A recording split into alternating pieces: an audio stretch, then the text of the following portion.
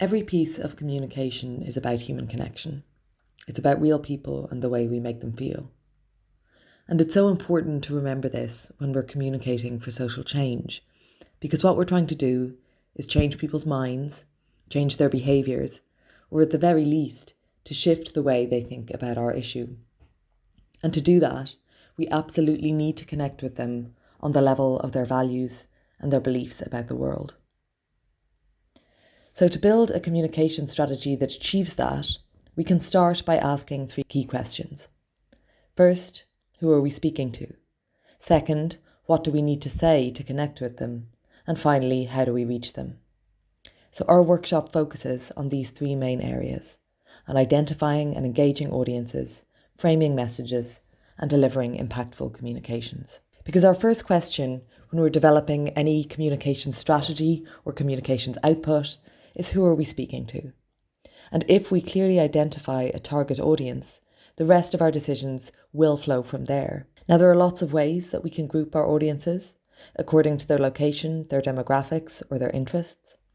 A campaign focused on childcare provision might target an audience of young parents, or a wildlife preservation campaign might target audiences who already enjoy the outdoors: walkers, runners, animal lovers, or cyclists. But it's also really important that we think about our audience's values and beliefs, because that's where their commitment to change comes from.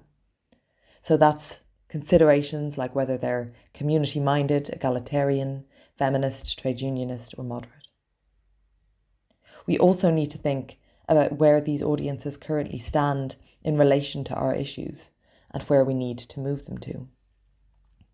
Because in most social change situations, there's a struggle between those who really want the change and those who really, really don't, and who are willing to take action to make or block the change that we're trying to achieve.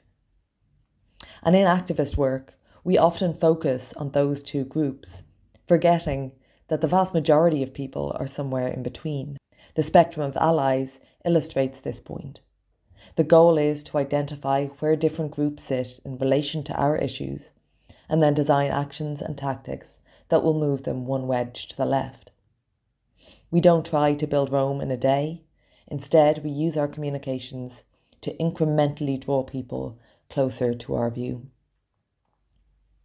And to achieve this, narrative framing is a key tool.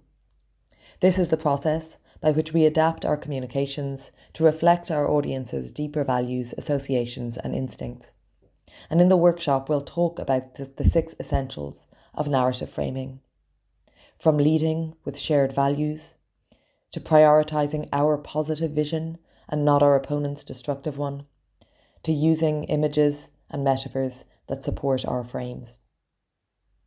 This work of digging into our frames and messages gives us the chance to engage fully and honestly with the stories we're telling, which enhances our connection to our values and our audiences. So as communicators, we should always be thinking about dynamic and creative ways to get our messages to our audiences. We need to think about using the right channels, language, formats, and messengers to ensure that our communications land. And we need to build an awareness of all the tools that are available to us across traditional, digital, and paid media, and use them in strategic ways.